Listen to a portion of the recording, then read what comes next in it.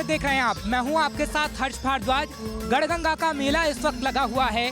तिगरी के अंदर इस वक्त हम मौजूद हैं और इस वक्त विधायक राजीव जी मेरे साथ मौजूद हैं। उनसे हम बातचीत खास करने की कोशिश करेंगे इस मेले के बारे में, इस व्यवस्थाओं के बारे में। श्रेष्ठ भारत पर सबसे पहले आपका बहुत बहुत स्वागत। जी बहुत बहुत धन्यवाद और आपको भी बधाई देता हूं मैं। और इस गंगा मेला में आए हुए सभी श्रद्धालुओं को बहुत बहुत शुभकामनाएं और बधाई देता हूं। कार्तिक पूर्णिमा का ये मेला प्राचीन काल से लगता आ रहा है और इस बार और इसे भव्य रूप दिया गया है क्योंकि माँ गंगा इस बार काफ़ी स्थान छोड़ गई हैं यहाँ से। तो जो रेती है, जहाँ पर जो रेती के लिए जाना जाता है, इस बार रेती मिली हुई है और पिछले सालों की भांति इस बार उसका रूप और स्वरूप बड़ा और भव्य रूप देखने को मिल रहा है। तो इसके लिए मैं सबसे पहले तो उत्तर प्रदेश के माननीय मुख्यमंत्री जी का धन्यवाद करता हूँ, जिन्होंने इस मेले को हम लोगों के निवेदन पर सरकारी घोषित किया था और अब सरकार इस मेले को लगवाती है। इस मेले का सरकारीकरण हो गया है। व्यवस्थाएं काफ़ी अच्छी भी हैं। हमने लोगों से बातचीत भी की है, डीएम साहब से भी बातचीत की है। व्यवस्थाएं काफ़ी अच्छी है। तो इसका श्रेय आप किसको देना चाहेंगे? उत्तर प्रदेश की जनता को, सरकार को? बिल्कुल, जनता तो यहाँ आती है, श्रद्धालु आते हैं, लेकिन इसका श्रेय मैं उत्तर प्रदेश के माननीय मुख्यमंत्री जी को देना चाहता हूँ। उन्होंने कहा है और प्रशासन पूरा लगा है। स्वच्छता पर विशेष ध्यान दिया जा रहा है। शौचालयों की संख्या भी पहले से बढ़ाई गई है और इस बार अच्छी बात यह है कि घाट काफ़ी मिल गए हैं।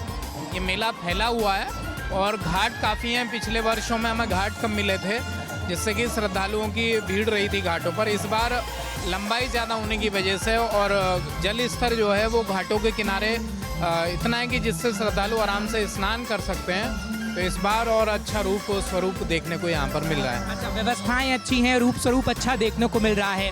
लेकिन अगर मैं विपक्ष की बात करूँ तो वो कटाक्ष अभी भी कर रहा है, लेकिन जनता इस व्यवस्था से खुश है। इसको लेकर आप क्या कहेंगे? देखिए, ये विपक्ष को हर जगह राजनीति, ये तो धार्मिक हमारी आस्थाओं से, भावनाओं से जुड़ा हुआ विषय है और ये प्राचीन काल से लगता आ रहा है। यहाँ पर भगवान कृष्ण से जुड़ा है ये स्थान।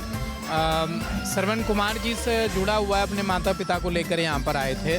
तो ये विपक्ष तो करता ही रहता है, लेकिन हम लोग जहाँ पर श्रद्धा भाव होता है, धार्मिक और हमारी सांस्कृतिक धरोहर जुड़ी हुई होती है, वहाँ पर राजनीति नहीं करते, बल्कि उसको दिव्य और भव्य रूप देने के लिए हम और हमारी सरकार, हमारे देश के आदरणीय प्रधानमंत्री जी भी, उत्तर प्रदेश के माननीय मुख्यमंत्री जी और हमारी पूरी सरकार इस पर विशेष ध्यान देती है। तो जो भी हमारी धरोहर से जुड़े हुए, मथुरा हो, काशी हो, अयोध्या हो, तिगरी हो, गढ़मुक्तेश्वर हो, नैमिषारण्य हो, प्रयागराज हो, कोई भी स्थान क्यों ना हो, उसको हमारी सरकार विशेष रूप से ध्यान दे रही है और उनके भक्तों के लिए सुलभता उपलब्ध करा रही है, जिससे कि सुलभता से दर्शन हो सके और उसका दर्शन लाभ ले सके, अपना पुण्य लाभ कमा सके।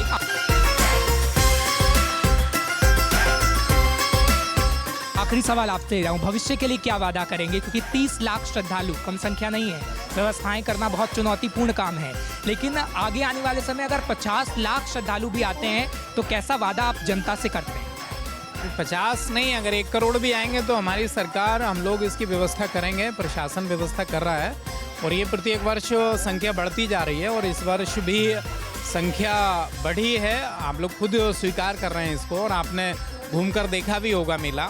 तो 1 करोड़ भी अगर श्रद्धालुओं की संख्या हो जाएगी तो हमारी सरकार उसकी पूरी व्यवस्था करेगी और ये व्यवस्थाएं प्रति वर्ष बढ़ती जा रही हैं और श्रद्धालुओं के लिए माँ गंगा के पतित पावनी गंगा मैया के पावन तट पर जो पुण्य लाभ कमाते हैं, ये तो समरसता का संगम है।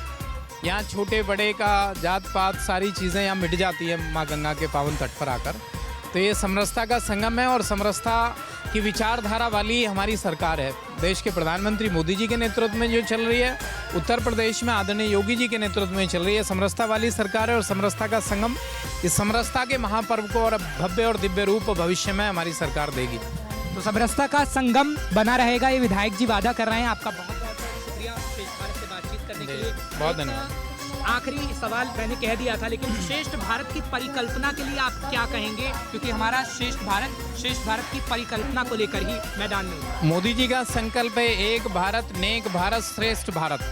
और इसी श्रेष्ठ भारत के लिए हमारी सरकार काम कर रही है और हमारा भारतवर्ष विश्वगुरु बने, जैसा प्राचीन काल में दुनिया को रास्ता दिखाया, वही उसी रास्ते पर सबका साथ, सबका विकास, सबका विश्वास, सबके प्रयास के द्वारा नया भारत और श्रेष्ठ भारत बनाने का संकल्प देश के प्रधानमंत्री जी ने लिया है, उत्तर प्रदेश के माननीय मुख्यमंत्री जी ने लिया है। बहुत बहुत शुक्रिया राजीव जी आपका। तो राजीव जी मेरे साथ मौजूद थे, उनसे हम बातचीत कर रहे थे। वो बता रहे थे कि किस तरीके से श्रेष्ठ भारत की परिकल्पना के साथ मैदान में बीजेपी सरकार उतर गई है और वो पूरी कोशिश गंगा घाट पर दिखाई दे रही है और आगे आने वाले समय में भी ये कोशिश जारी रहेगी।